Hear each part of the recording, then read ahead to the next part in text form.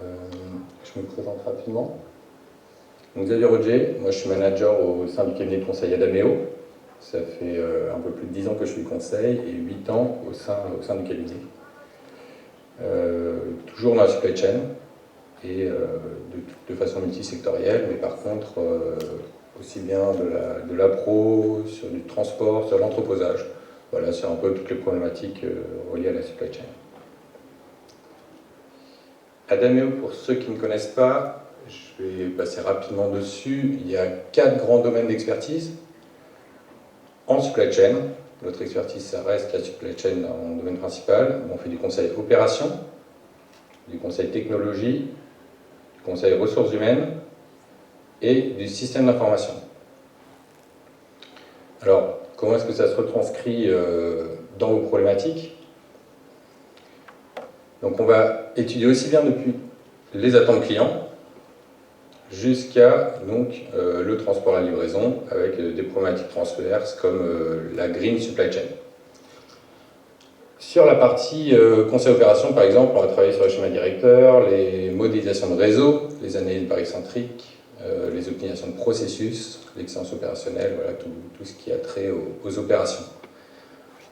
Ensuite, on peut accompagner jusqu'au bout du projet, d'un schéma directeur jusqu'à la mise en œuvre, avec les problématiques plus techniques, quels moyens de transport on va mettre en œuvre, quelles solutions digitales on va mettre en œuvre, qui est le cœur de notre sujet aujourd'hui, et quels hommes peuvent accompagner les transformations. Donc on fait de la formation, du coaching et du recrutement.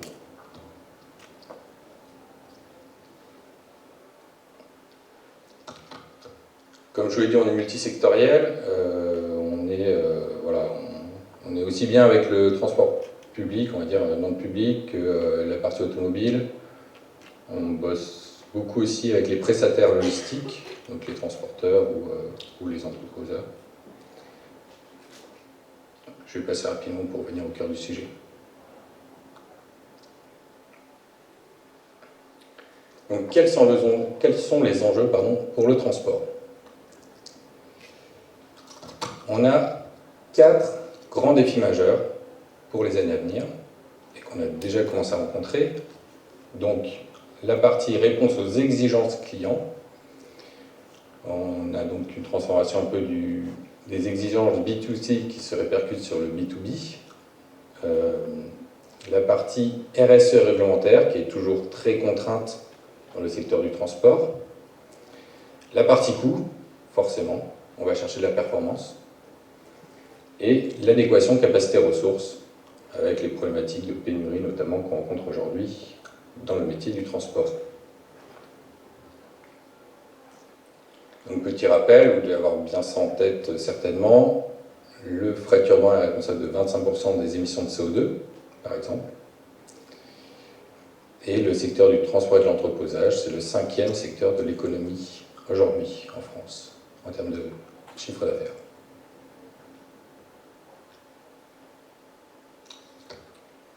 Donc, réponse aux exigences du client. Donc, respecter la promesse client en termes de qualité et en termes de délai, bien sûr. Le client est de plus en plus exigeant. Alors, ceux qui travaillent avec la grande distribution le savent, mais pas que dans la grande distribution. Faire preuve d'agilité pour faire face aux aléas, on l'a vu ces derniers temps avec le Covid notamment. Assurer la traçabilité des marchandises tout au long de la chaîne. Et enfin, faire preuve de proactivité et de personnalisation de la livraison. Maîtrise et réduction des coûts. Donc il faut piloter et anticiper ces coûts de transport. Ce n'est pas seulement constater une charge à la fin, c'est provisionner ces coûts de transport. Optimiser l'organisation, ça on en a tous conscience très certainement. Bien prendre en compte les coûts de transport dans les coûts produits. Il est parfois très compliqué d'intégrer et de valoriser ce transport dans le coût produit. On travaille sur l'historique ou des gros chiffres, mais faire la chose de façon détaillée, on a souvent du mal. Maîtriser les inducteurs des coûts de transport. Et enfin, maîtriser les processus de gestion documentaire, la documentation qui a tendance à se digitaliser de plus en plus. la capacité de réponse transport, donc faire face aux besoins grandissants de constructeurs et faire évoluer la flotte, avec l'évolution des normes notamment, et ou les nouvelles énergies. RSE réglementaire, donc s'adapter aux évolutions de la réglementation, optimiser le ratio tonnes-kilomètres ou eurotonnes et réduire les émissions de polluants. Le gros sujet également, donc on en a bien conscience je pense, c'est sur la livraison urbaine qui est forcément dans des environnements contraints. Donc il y a un gros travail là-dessus sur la livraison urbaine.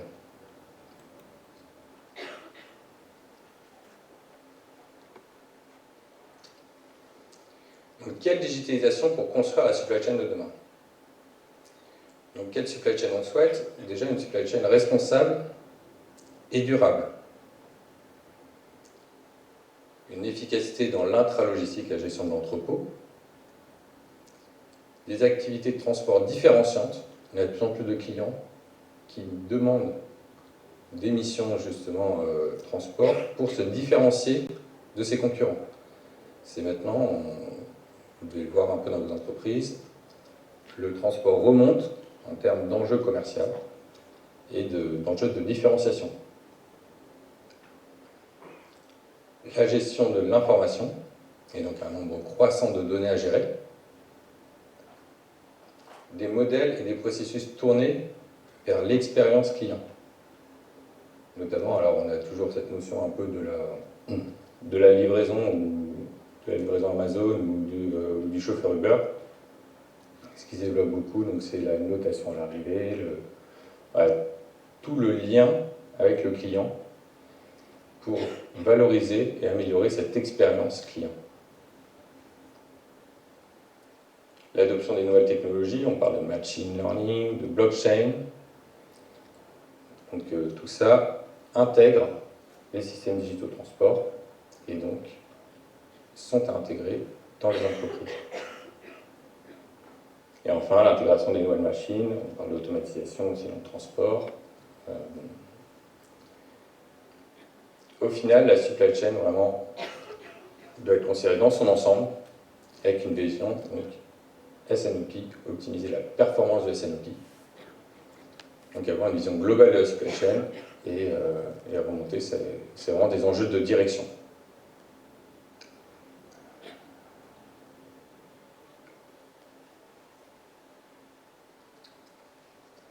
Quelles solutions on a pour répondre à ces enjeux? Alors,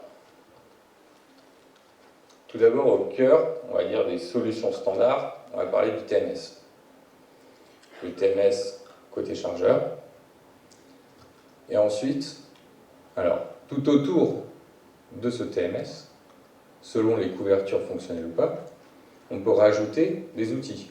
On peut spécialiser avec des outils qui viennent s'interfacer avec les TMS ou avec les ERP. Donc au départ, tout ce qui est modélisation et simulation de réseau. Comment est-ce qu'on fait évoluer son réseau? Quels sont les impacts d'une modification de réseau?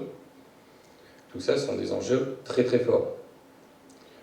On vous présente juste quelques exemples d'acteurs, c'est pas l'exhaustivité, vous en êtes conscient, mais voilà, on a des acteurs qui poussent, certains qui sont présents à ce salon, mais il y a un vrai enjeu, justement, sur cette modélisation de réseau. On a parlé il n'y a pas très longtemps de jumeaux numériques.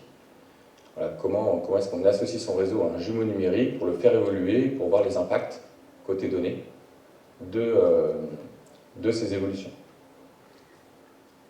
Donc on modifie en conscience, on fait évoluer en conscience grâce à ces outils. La gestion des appels d'offres transport, qui ont tendance aussi à être de plus en plus digitalisés. Ensuite, voilà, comment, pour aller vers la relation avec les transporteurs, on a la notion de marketplace, les bourses de fret, et ensuite la collaboration et les relations fournisseurs. Donc c'est vraiment comment est-ce qu'on envoie la bonne information, comment est-ce qu'on se synchronise avec le fournisseur. La supply chain, c'est de la synchronisation. Donc il faut toujours faire en sorte que ce qui est décidé soit dans les outils et soit réalisé. Une synchronisation globale. Donc ça veut dire la promesse client, synchronisée avec les opérations, synchronisée avec les outils. Dès qu'on a un décalage, c'est là qu'on commence à avoir des erreurs. Donc cette notion de se synchroniser de façon agile et performante avec ses fournisseurs, ça va être clé. Ensuite, sur les parties, on va dire, plus cœur système du TMS, on a la partie optimisation et planification des tournées. Certains TMS savent le faire, d'autres s'appuient sur des outils complémentaires. Là aussi, on a des nouveaux acteurs qui arrivent, qui viennent challenger, on va dire, ceux qui sont déjà installés. Le track and trace qui se développe très fortement, avec des visions, plus uniquement au camion, mais des visions internationales. Donc avec les réseaux, on arrive maintenant à tracer un conteneur, à tracer un camion, à tracer plus ou moins, on est d'accord, mais à tracer des flux à l'international de façon performante. La prise de rendez-vous, le planning et la prise de rendez-vous, là aussi toujours dans un esprit de synchronisation. On fait ce qu'on dit, on dit ce qu'on fait. L'optimisation de chargement. Alors l'optimisation de chargement, ça peut être assez simple lorsqu'on a des belles boîtes ou des belles palettes. Ça devient beaucoup plus compliqué lorsqu'on a du hors gabarit ou lorsqu'on a on en parlera un peu plus tard, qu'on fait de la location de matériel. Et ça devient un vrai enjeu de performance. Et ensuite, on peut être chargeur, on va aussi avoir des moyens propres, forcément. Donc, la gestion de flotte, la géolocalisation de flotte et la gestion sociale. Donc comme ça, on a un panel d'outils qui peuvent venir en complément ou parfois, pour certains business, on se concentre sur une valeur ajoutée, on parle de MVP dans les projets agiles. Bon, voilà, peut-être que la MVP, ça va être juste rajouter une pierre à notre RP actuel qui va apporter cette valeur ajoutée. Donc voilà, bien avoir en tête, il n'y a pas que la partie TMS, il y a aussi toute une myriade d'outils qui peuvent venir en complément ou en remplacement, mais en temporaire pour retrouver très rapidement de la valeur ajoutée.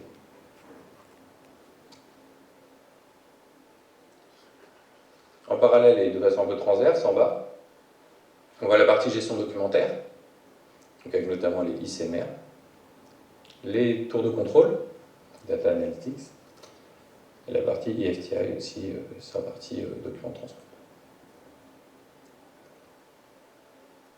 Donc on voit que ce mouvement de digitalisation, il n'est pas, on va dire, nouveau, mais l'accélération est nouvelle. L'accélération est très forte ces dernières années. Je fais écho à une remarque, je ne sais pas si certains étaient à la CTL, mais il y a de moins en moins, on va dire, de transport à la CTL et de plus en plus de systèmes d'information qui se transforment en supply chain event. On parle beaucoup de digital, de systèmes un peu partout sur tous les stands, et moins de matériel et de camions. Mais voilà, il y a une très forte accélération qui se ressent à tous les niveaux. Et pas, bien sûr, que dans le transport.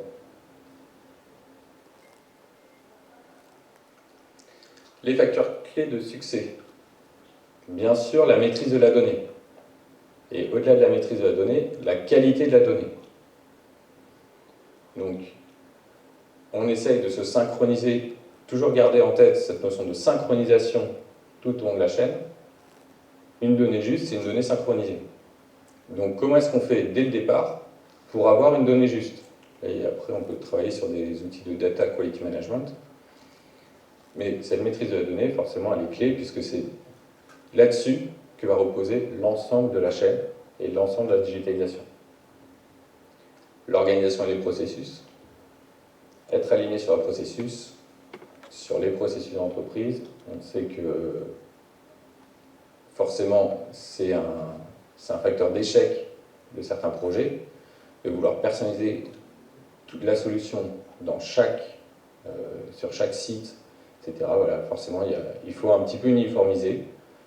Et je ne vais pas dire uniformiser pour uniformiser, mais travailler sur les best practices, sur la bonne pratique, pour s'améliorer. Interopérabilité. On a des entreprises qui ont des systèmes qui sont déjà en place, donc soit qui souhaitent en remplacer, soit qui souhaitent décommissionner un peu des systèmes dinosaures. Donc comment est-ce qu'on va faire ça de façon intelligente pour que tous les systèmes travaillent ensemble et sécuriser les projets. L'architecture, forcément, il faut une architecture performante au service de ce flux de données. On travaille beaucoup avec en EDI, en API, etc. Au moins, il faut une architecture efficace. Dernièrement, il y a un projet où ils avaient sous-évalué le nombre d'EDI, le nombre de messages qui passaient. Là, forcément, ça bloque. Et l'accompagnement des équipes. Toute transformation inclut une transformation RH. Donc cette gestion du changement est primordiale et à prendre en compte à tous les niveaux et dès le début du projet. Quels sont les impacts pour les équipes, pour quelles équipes, etc. Et comment est-ce qu'on peut accompagner ces équipes, comment est-ce qu'on peut les intégrer dans le projet, pour les embarquer et qu'à la fin, ils soient ambassadeurs des nouvelles solutions.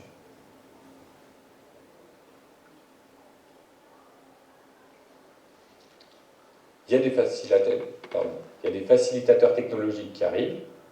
On parle d'objets connectés, de blockchain, de sécurisation des contrats quand on parle de blockchain, l'intelligence artificielle avec le machine learning et la notion de jumeaux numériques. Donc tout ça, c'est des technologies qui sont nées un peu ailleurs du secteur de la supply chain et qui arrivent massivement dans les outils, dans les nouveaux outils ou qui sont intégrés par les outils existants. Il y a pas mal d'outils qui font des nouvelles versions pour intégrer justement ces facilitateurs et se mettre au goût du jour. Ça implique parfois de très gros changements dans leur système. Alors, quel ROI? C'est bien de faire de la digitalisation. Alors, au-delà, quand on fait un projet de digitalisation, ok, il y a la partie financière, mais il y a aussi les gains qualitatifs qui sont quantifiables ou non quantifiables. Donc parfois, on se dit qu'il va peut-être y avoir une augmentation de chiffre d'affaires, une augmentation de fidélité client. On n'est pas toujours en capacité de chiffrer ça, mais c'est toujours bien à mettre en valeur. De pénibilité des équipes, des opérationnels aussi. On a du mal parfois à retenir ces opérateurs de transport ou autres. Enfin, voilà, ce sont des arguments pour fidéliser les équipes aussi en interne.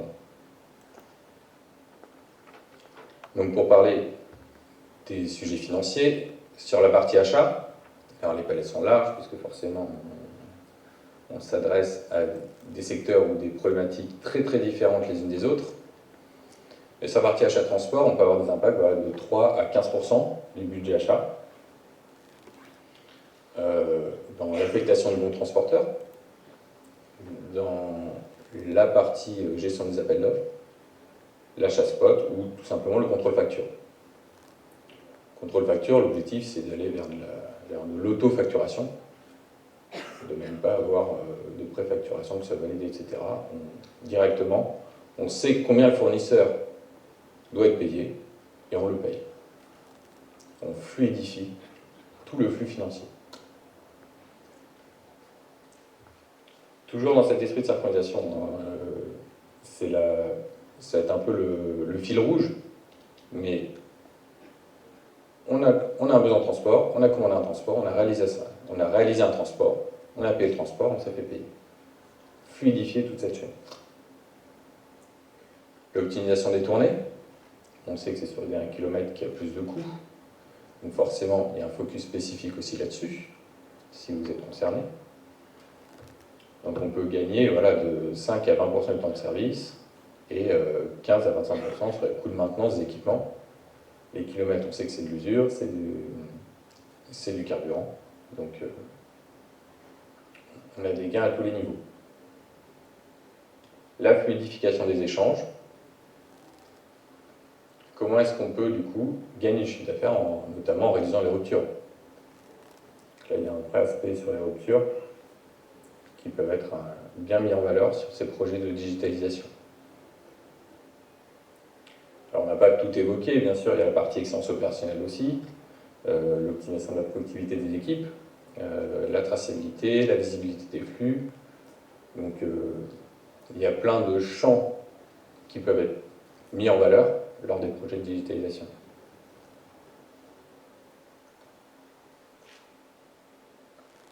Côté Adameo, comment est-ce qu'on a pris le problème, notamment sur la partie dernier kilomètre?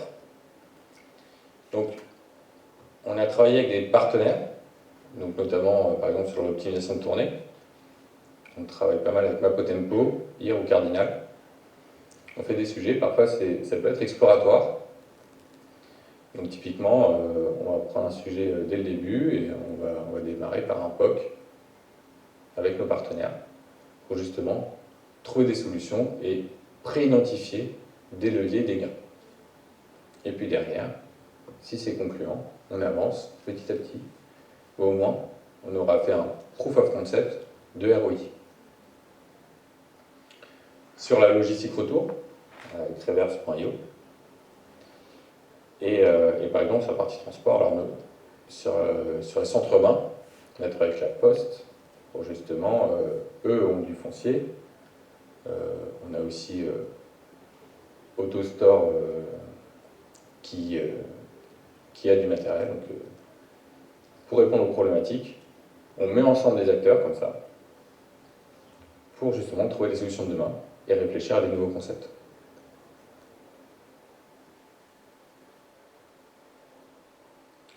Alors, quelques petits exemples de cas d'usage qu'on a pu réaliser. Alors là, du coup, on a travaillé avec un loueur de matériel. L'objectif, il était comme ça en interne. Moi, j'ai la conviction qu'un TMS serait profitable à l'activité, mais maintenant, il faut que je le prouve. Donc là, on est allé chercher les données, on a fait les tournées avec les chauffeurs, on a regardé vraiment les problématiques dans le détail, les process dans le détail, avec chacun des acteurs, pour justement mettre en valeur à quel niveau on peut faire du gain, sur quelle fourchette de gain on peut travailler, et derrière, quelle typologie de solution serait pertinente. Donc on identifie à chaque fois plusieurs scénarios, en mettant en valeur les pour et les contre de chaque scénario. Mais on allait, on va dire, d'une solution TMS un peu standard à une solution très innovante, en partant d'un TMS qui potentiellement était sur le marché, mais en l'augmentant avec notre lab, une solution pour tester une solution machine learning, notamment sur l'optimisation des chargements pour les tournées. Donc on se rend bien compte que ce n'est pas juste des palettes qu'on met bout à bout, sur un porte-char avec une grue, un élévateur, et une tractopelle. Voilà, il y a plusieurs possibilités, et ça se joue à 1 mètre ou une centaine de kilos pour qu'il y ait un des engins qui ne puisse pas monter sur le camion. Donc les enjeux étaient très importants à ce niveau-là.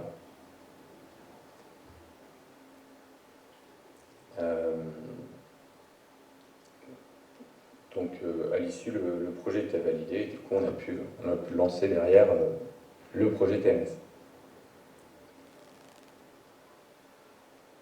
Un autre sujet un peu différent, donc là c'est plutôt sur du transport international. Alors il y a du routier, bien sûr, il y a aussi du national, hein, il y a du routier, mais on est sur du multimodal, du routier, de l'aérien, du maritime. L'objectif, c'est de piloter l'ensemble du flux aval d'une marque de luxe. Donc il y a des gros enjeux de douane, puisqu'on a notamment certains produits qui sont soumis à des documentations spécifiques, on parle de CITES notamment. Comment est-ce qu'on fait en sorte de s'assurer que pour chaque expédition, on a bien toute la documentation nécessaire qui soit transmise de façon fluide au freight forwarder. Donc c'est une vraie problématique pour eux, en plus avec des impressions dans tous les sens, des scans, des mails, des fax, etc. Donc là, l'objectif, c'est de centraliser toute la donnée pour la mettre à disposition des filiales dans les pays de destination. Et ensuite, que chacun ait à disposition toute la documentation nécessaire. Et également, ça va jusqu'à la gestion des litiges. Donc une grosse transformation au niveau des équipes et une grosse transformation au niveau de l'architecture IT, puisqu'en plus on se connectait à plusieurs ERP, on travaillait avec plusieurs BU. Donc on a plusieurs ERP qui se connectent au même TMS. Donc il y a aussi une grosse partie uniformisation des pratiques entre les BU pour travailler de façon digitale et fluide avec l'ensemble des intervenants.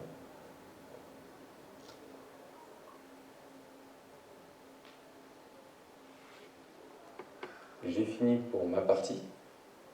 Maintenant, je suis à votre écoute. Il nous reste 5 minutes. Si vous avez des questions, je suis à votre écoute.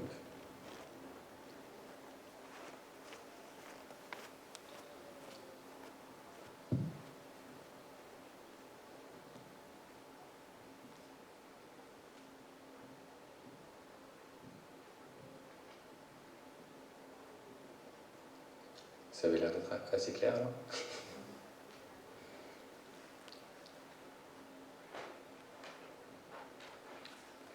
Du coup, on va peut-être conclure là-dessus.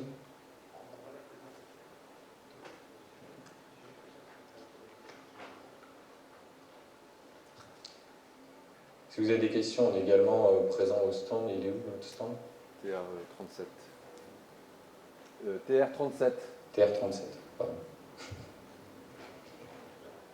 Donc on reste à votre disposition de toute façon tout au long du salon, sur le stand, si vous avez des questions complémentaires. Merci beaucoup.